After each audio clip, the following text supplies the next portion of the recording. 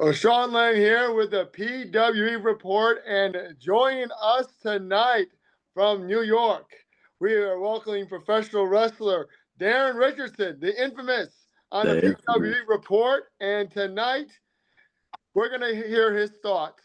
He's currently part of House of Glory. He holds the six-way champion, which is like a cruiserweight championship for House of Glory. Yes, he's got it right there.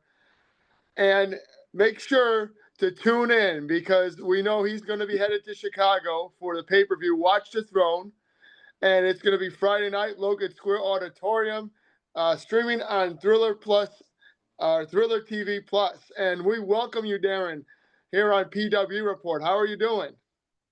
I'm doing great. It's your pleasure that I'm here. And I'm glad you gave me this platform to talk because I have a lot of things I want to get off my chest. Okay. Well, definitely. Let's go ahead. The Amazing Red has been a thorn on my side. And I had the opportunity to prove to the world that he's nothing.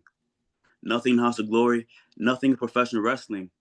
You see, I call him Jonathan because I don't respect him. He's not the Amazing Red to me. He's not amazing at all. He's just red, right?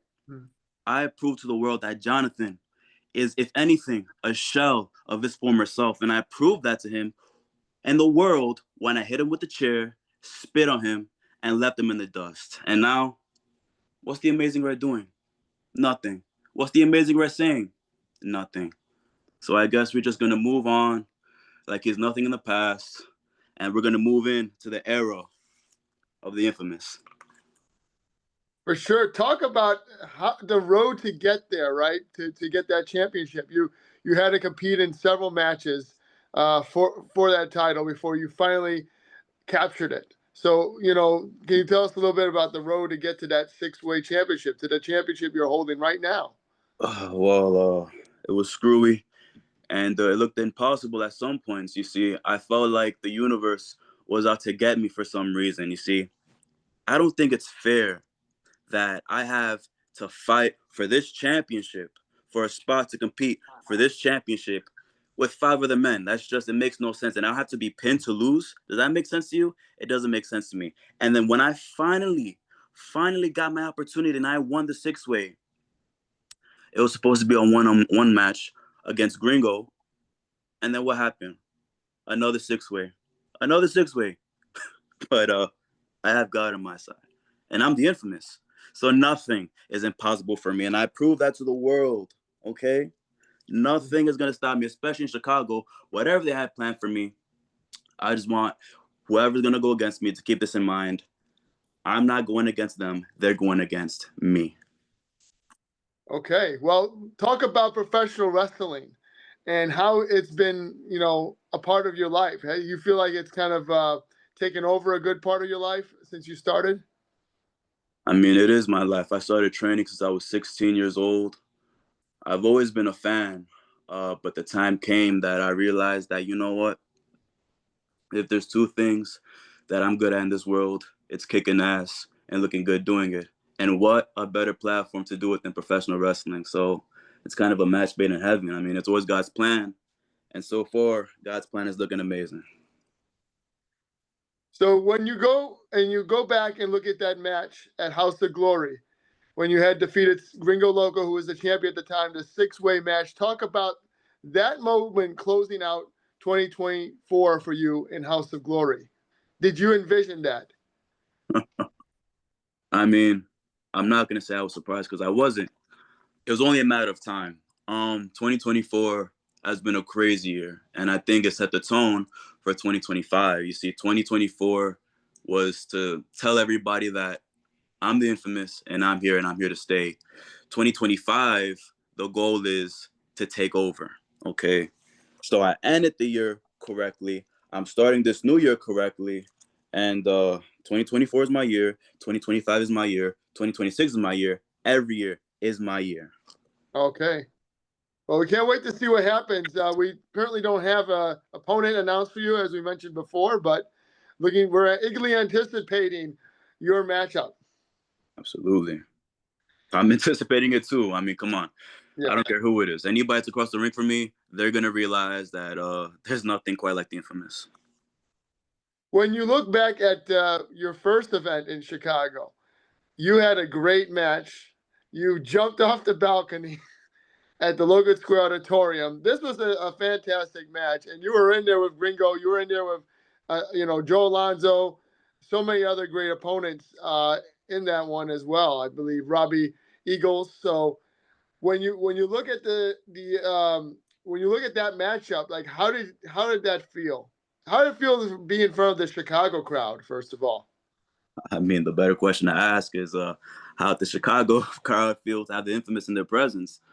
I started that match by talking to the Chicago crowd, and I said that everybody in that arena and that building knows that I'm the greatest superstar that has ever come across.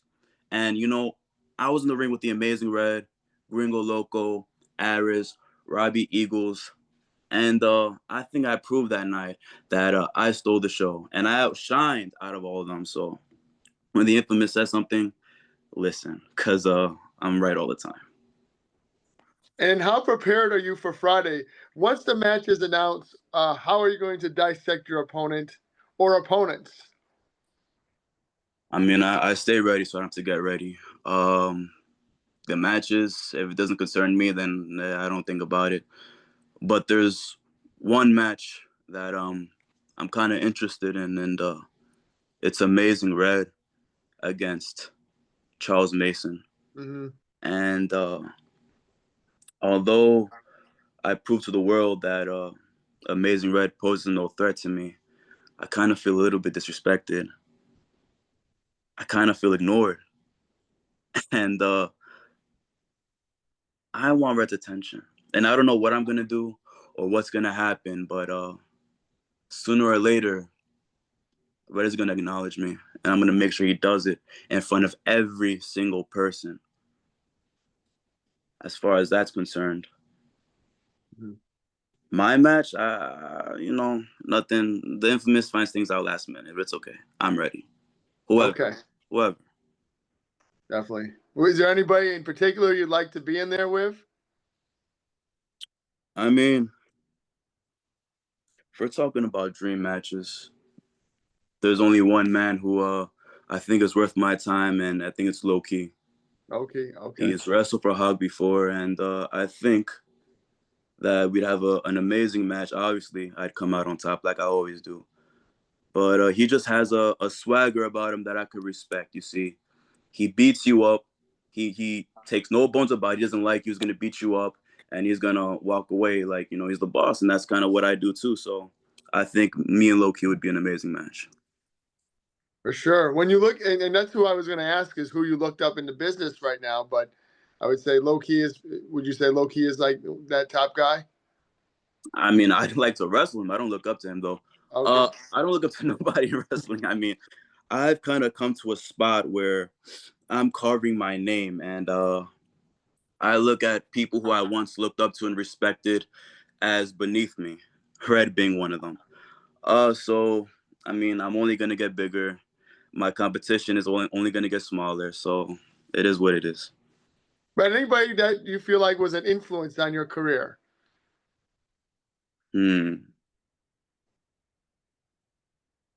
That's a good question. Influence.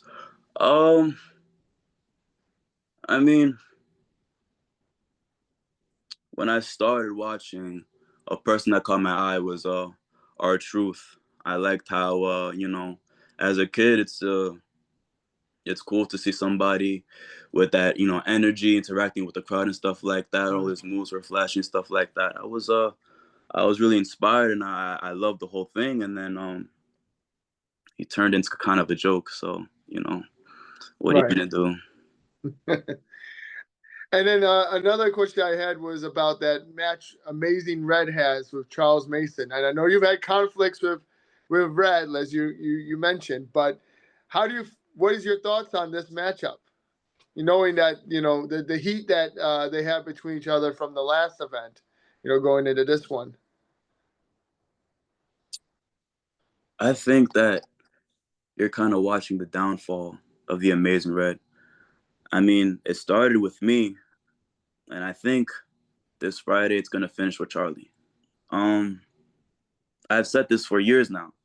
Amazing Red, eh, Jonathan, this shit ain't for you no more. It's not. It's not. You see, he's been in this game for 25 years. Okay, that's older than me. All right, and he's done this, he's done that. Amazing Red has inspired so many people. Swerve Strickland, Mercedes Monet. They come to House of Glory. They give him praise. Cool, fine. An Amazing Red is an innovator in this business, but anything that he can do, the Amazing Red could do better. Okay. And as far as Charles Mason go, he's, you know, I beg to say that he's in the top of the House of Glory food chain right now. And, he's been killing it, taking names, literally and figuratively. But I think that this Friday he's finally gonna put an end to the Amazing Red, and I'm gonna have a very close eye on that match. Okay. Well, it's going to be an important one for sure.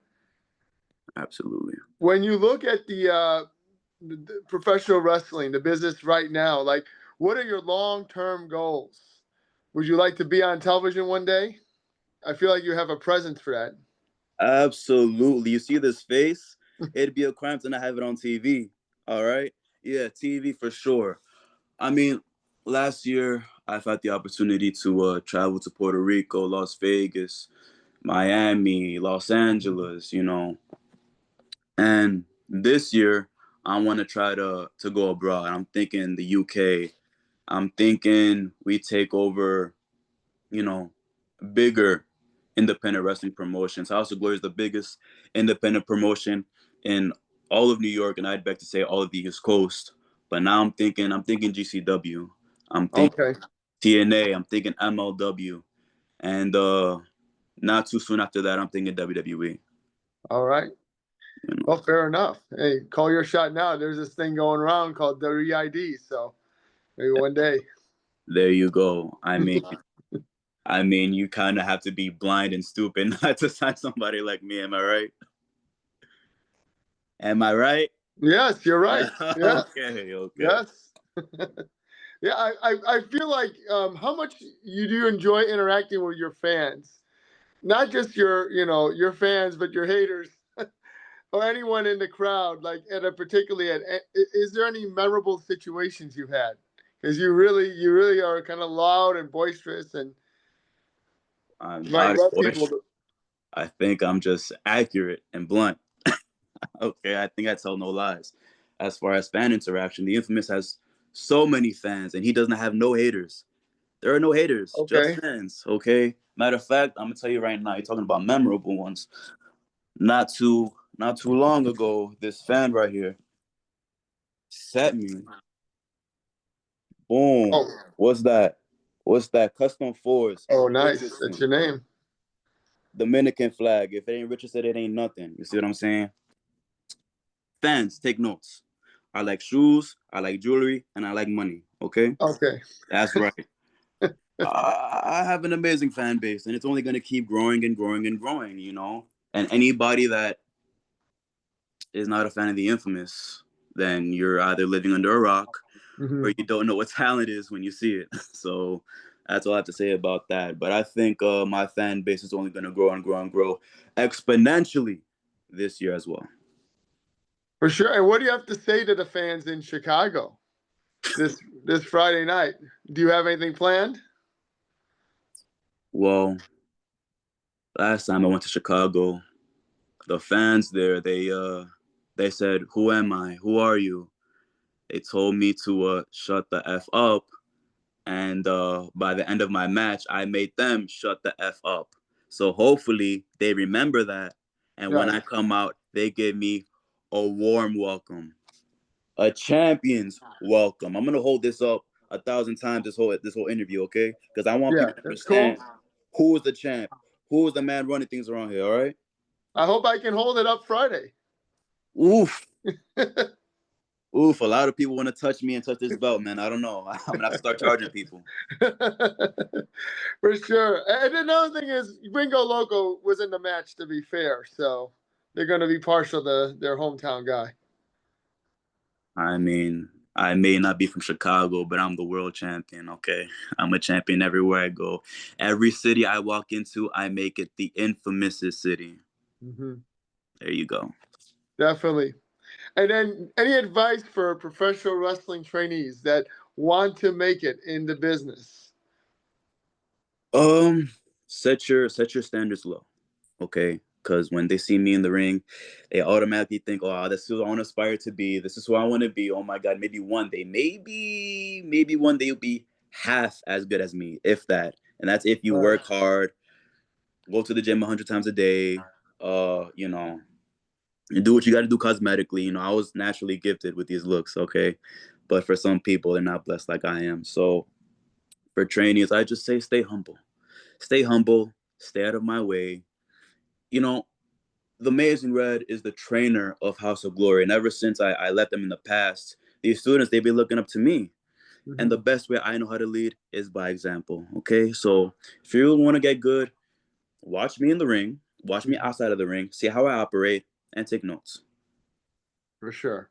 And talk about how hard it is just to build a winning streak up in professional wrestling today. Well, if you're anything like me, people are going to try to screw you left and right, okay? If I lose, it's only because of conspiracies, you see. You know what? I'm not even going to say that. Even when I lose, I win. But it is hard. It's really hard to get your name out there. It's really hard to get a winning streak going, but you see now things are different. Mm-hmm. Now I'm the champ. Now I'm the thing that everybody's after. And I feel like in this position I have the advantage. Okay. And I'm in a good pace right now, and I'm not going to stop for nothing and no one. Would you like to add tag team championship gold to that? When you're Absolutely not. no. Okay. I am not going to share my spotlight with anybody else. Been there, done that. I was a champion, and I realized that my spotlight is too bright to just share with anybody else. Okay. This is the Daron Richardson show. That's it. Point blank, period. Okay, but Darren, what about challenging another champion in HOG? Is that a possibility one day? I'm glad you asked that. And absolutely. If you think I'm stopping here, then you'd be highly mistaken. I'm looking for that Crown Jewel Championship. I'm looking for the House of Glory World Championship, okay? Zilla Fatu, he was born into the business, okay? You know, he got kind of an advantage, all right? I worked for everything I have, and that's not to take anything away from him.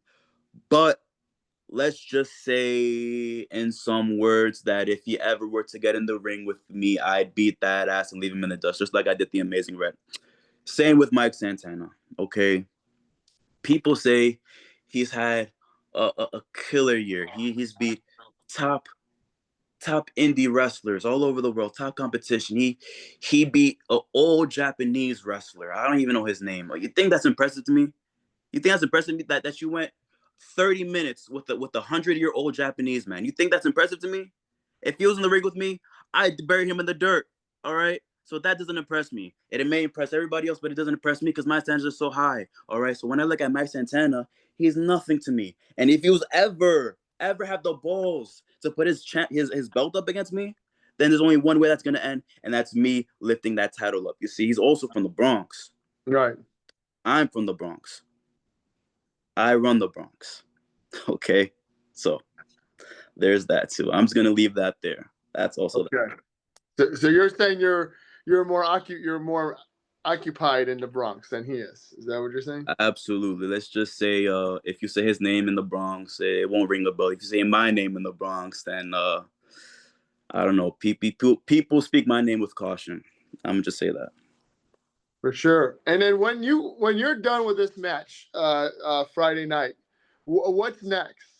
Like, do you want to just climb the next mountain? Do you have any other shows outside of House of Glory or?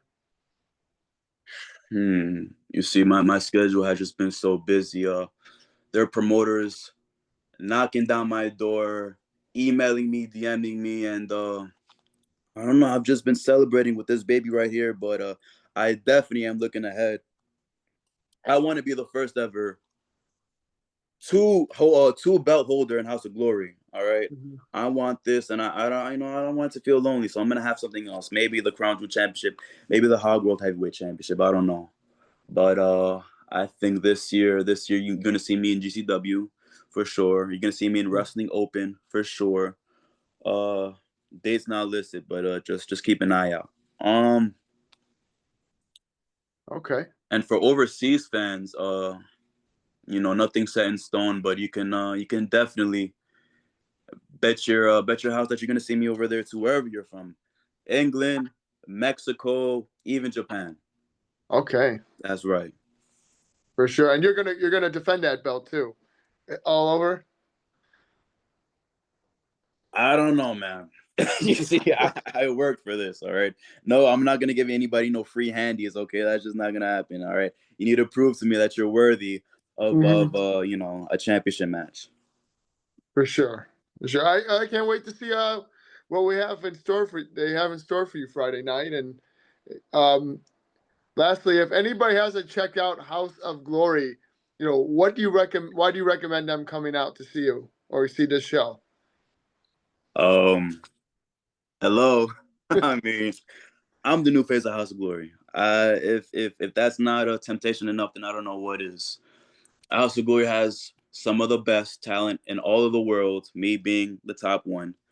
And it's just a show that you're never gonna forget. Like I said before, it is the biggest promotion in all of New York, all of the East Coast.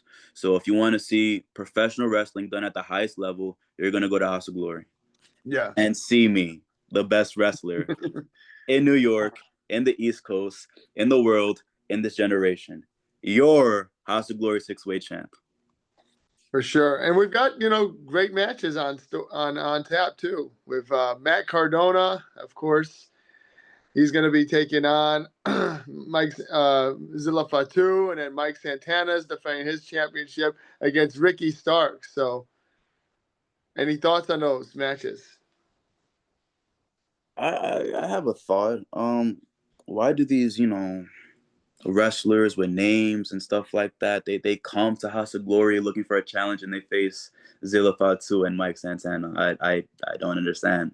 I, I don't understand why focus on them when I'm here. You know what I'm saying?